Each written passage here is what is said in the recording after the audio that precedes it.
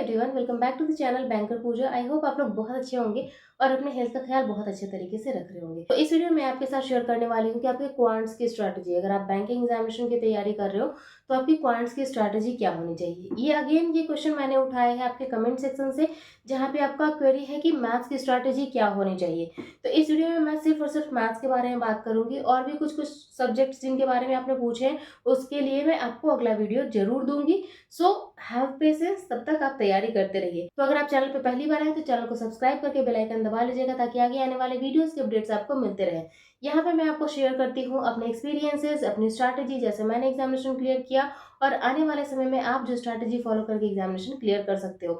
आपकी क्वेरीज में comment section से उठा के उसका रिप्लाई मैं आपको वीडियो के थ्रू देती हूँ। तो आप चैनल को सब्सक्राइब करके बेल आइकन जरूर दबा लेना। तो चलिए शुरू करते हैं। पॉइंट्स की स्ट्रैटेजी क्या होनी चाहिए। सबसे पहले तो आप जो भी एग्जामिनेशन दे रहे हो, आरआरबी पीओ और क्लर्क का एग्जामिनेशन दे रहे हो, या फिर आईबीपीएस पीओ या क्लर्क का एग्जामिनेशन दे रहे हो, आप जो भी एग्जामिनेशन दे रहे हो पहले सिलेबस से गो थ्रू हो लेना।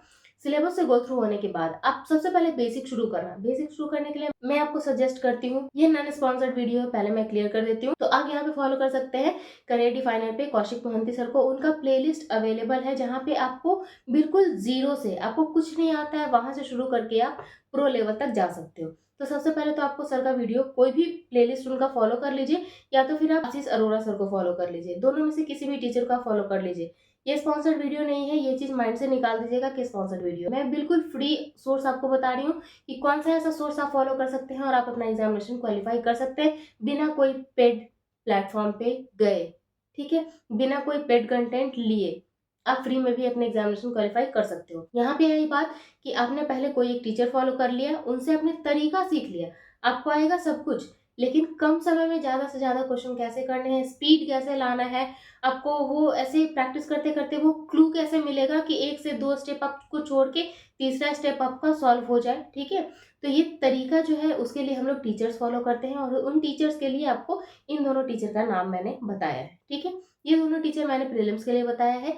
मेंस के लिए भी आप आरआरबी पे फोकस कर रहे हैं तो मेंस के लिए भी आप कौशिक मोहंती सर को फॉलो कर सकते हैं। ये मेरा पर्सनल ओपिनियन है। अगर आप और एडवांस लेवल पे जाना चाहते हैं, लाइक आप एसबीआई का पीओ मेंस क्लियर करना चाहते हैं, तो थोड़ा सा मेरा झुकाव हो जाता है हर्षल अग्रवाल सर की तरफ, तो आप उनको फॉलो कर सकते हैं। तो अब आती है बारी कि मैंने तो क्लासेस बता दिए, स्ट्रैटेजी कहाँ है। तो स्ट्रैटेजी यहाँ है कि पहले आपने क्लासेस किया, फिर आप प्रैक्टिस करो। ठीक है, प्रैक्टिस के लिए कोई भी सोर्स, आपके पास कोई बुक है वहां से कर सकते हो, आपके पास कोई पीडीएफ बंडल है वहां से कर सकते हो, नहीं है परचेज करना चाहते हो तो आप गाइडली से परचेज कर सकते हो, लिंक नीचे डिस्क्रिप्शन में आपको मिल जाएगा, आप वहां से चेक कर सकते हो। तो प्रैक्टिस आप वहां से कर सकते हो, या फिर जिस भी टीचर का क्लास देख रहे हो उनका क्लासेस के क्वेश्चन को भी 2-3 बार सॉल्व करोगे तो भी आपको थोड़ा आएगा कॉन्फिडेंस कि मुझे आ रहा है। फिर आपको अपने आप जिज्ञासा आने लगेगा कि मुझे कोई बुक खरीदना चाहिए, या गाइडली का पीडीएफ लेना चाहिए, या फिर कोई मॉक टेस्ट से करना चाहिए। तो ये आपके माइंड में ऑटोमेटिक वो आएगा। जब आप क्लासेस करने लगोगे ना, तो आपका माइंड खुद ही बोलेगा।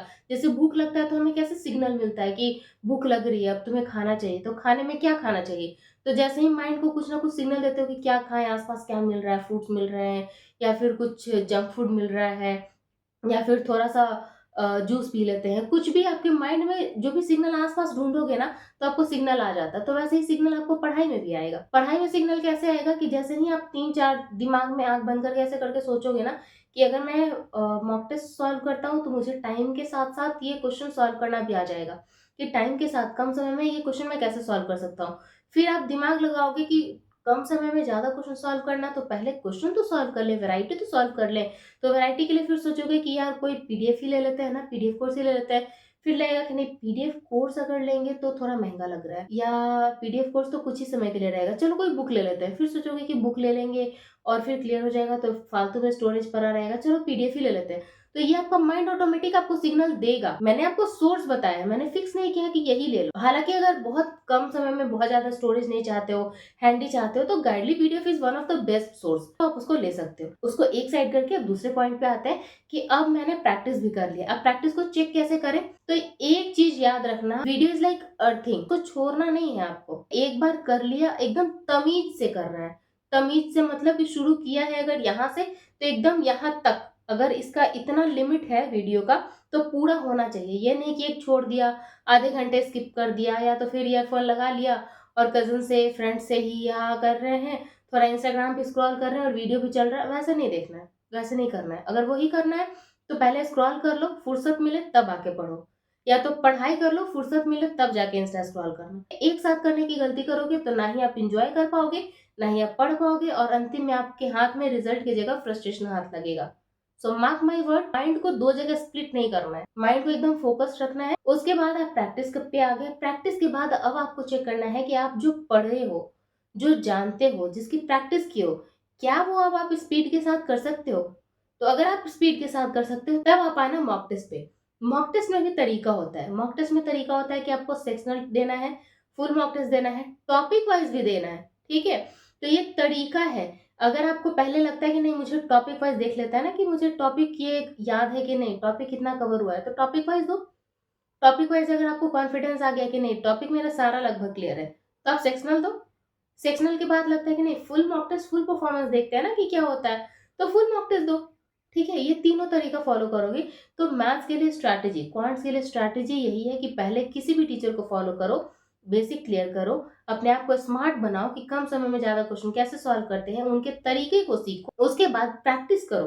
प्रैक्टिस करने के बाद आप टेस्ट लगाओ। टेस्ट में भी आप पहले टॉपिक वाइज, फिर सेक्शनल और फिर फुल मॉक टेस्ट लगाओ।